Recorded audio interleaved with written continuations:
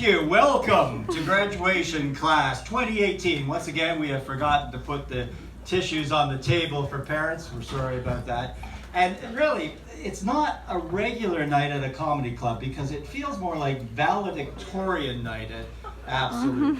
And that's not a regular comedy audience. And I know I shouldn't be so judgmental. It is a fact. You may or may not know, well over half of all Canadian adults have a university degree or a college diploma. And more of us probably would be enjoying nice careers driving taxi cabs, but those bastards have got their PhDs.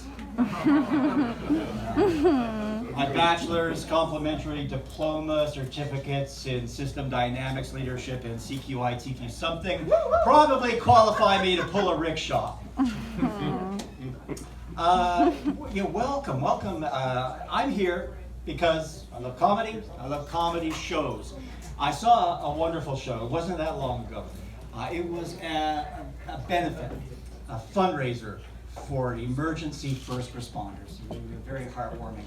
And there's chubby little me in the middle of an audience surrounded by police, paramedics, ambulance, firefighters.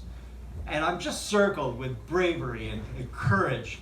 And I'm reflecting and thinking to myself, man, I don't think I have what it takes to be first responder. And then I said, wait a second. It wasn't long ago when a group of my ex-girlfriends banded together to form a Facebook group, and they labeled me an early responder. Now, that sounds heroic, don't you think? Yeah, I'm kind of proud of that. Close as I'll get. I almost didn't make it here tonight, and it would have been my own stupid fault. I have a habit of fancying myself as a bit of an amateur peacekeeper. And that means I stick my neck into conflicts that I probably shouldn't get involved in. And just this week, sure enough, I got involved in a conflict between the coloreds and the whites in my neighborhood. Yeah, pretty tense. Yeah, I thought this time I'm really over my head. But to my credit, I think I bartered a deal that could save the holidays. I've said, and I've got them to agree, that on January 2nd, you with your big, fat, orange, green, yellow, and blue, and you with your pure white and frosted, we're all going to turn the goddamn lights off on January 2nd, okay? Jeez, just get along. I'm from Scarborough, Ontario. Any love from there? Yeah. Well, that's the response I deserve. I deserve that because I am, in fact, a recovering Torontonian. What that means is that thanks to the miracle of modern medicine, I can take medications that control my arrogant, belligerent, condescending, egomaniacal, foppish, grandiose, hoity-toity, inflated, jerkoid, megalomaniac, narcissistic, ostentatious, pompous, parsimonious, and self-inflated Toronto personality types. And even at that, sometimes I have to rely on this wonderful inhaler. This contains 100% pure Ford family flatulence. Because the medical evidence suggests nothing is more effective at suppressing the symptoms of an insufferable Torontonian more than a taste of his own medicine. Oh my gosh. Now, I don't want you to get the impression that growing up in Toronto was always a bad thing. I grew up in the 70s, high school years, so my buds and I, we would go to the Toronto Zoo. Toronto Zoo was brand new, and it was exciting. We'd head up to the Toronto Zoo because just for $5, just $5, we could see the creepiest snakes, the fattest, ugliest sloths, and our favorites, the gross, bulbous baboons that would throw their own feces at each other and have wild, explicit sex in plain daylight in front of the public.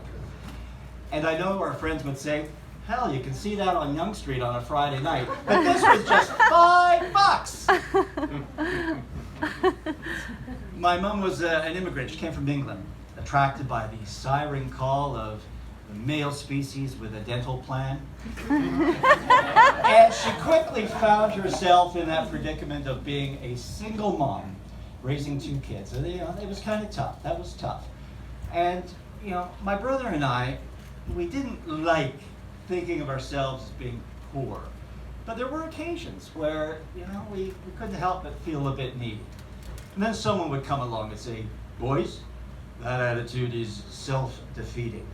What you should think of yourself as is disadvantaged. And so we were disadvantaged for a few years, and then that became cliche, and we were defined as less fortunate. Didn't take long before less fortunate was dated, and apparently what we were was underprivileged. And it doesn't really matter because, folks, today I'm so proud to stand on this stage in front of you all and say, today, I'm still flat broke, but I have got a hell of a vocabulary. Yes, indeed.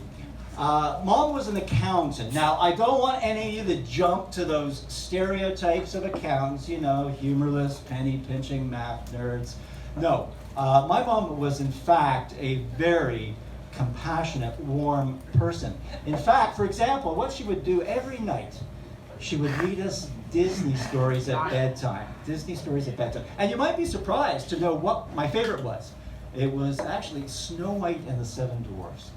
And I have fond memories of my favorite part in that story. And as Mom used to say, it was the moment where Snow White then declared each one of those 7 misfit articles as a tax-deductible dependent living with a disability. It was pure Disney genius.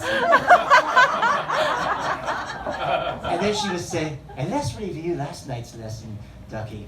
Don't forget, that daft woman Cinderella deserved to be poor when she tried to declare those posh slippers as a business expense. Oh, daft woman.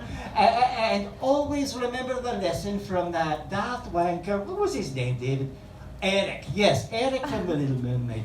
That fool. He could have had everything he ever wanted from that cheeky, sexy mermaid, and not paid a penny in tax if he bothered to look at the exemptions for workers in the fisheries industries. He got what he deserved, the bollocks all. Good night, Puppet. Yeah. I mean, life was so much safer and more comfortable back then. Today, it's just chaotic. I'm still struggling with the loss of Sears. Sears was such a tradition in my family. That's where we went for renovations, appliances, my wife's bra fittings. And here I am today, my Craftsman gas-powered TurboCat lawnmower, and my wife's kids have no maintenance plan whatsoever. Nothing. And I was in the market for a car recently, and I was watching the commercial, and the guy comes on the TV screen and says, "Come on down to Ford Family Days, where you get the same deal we get."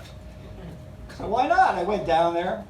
The driveway's not shoveled. I walk in, every sales desk has got a kitty litter full of turds. The coffee machine hasn't been used in a month, and I'm pretty sure that was my best friend making out with my sales rep in the back of a Ford Focus. I said, no thanks. My family deal is a heck of a lot better than that. I'm at that age, where I have to think, how do I want to leave this wonderful life, this wonderful world? And I have decided what I'm going to do is I'm going to be cremated. And what I've asked for is to have my ashes spread out over my favorite terrain, which of course, I'm sure you understand, guys, a golf course. Now, I've made it very clear, do not spray me out in a sand trap. I've had my ass kicked all my life. Do not put me there. No, what I want is to be laid out on a nice, level, fertile putting green, where in all my ashy nakedness, I can admire the beautiful heavenly skies in the day, the starry nights of the evening, and my favorite muffs on Women's League Wednesday. Thank you, Nike, for those hot golf miniskirts. Thank you very much for coming to the show tonight. You're in for a real treat. Thank you, Coach Pro. Thank you, Absolute.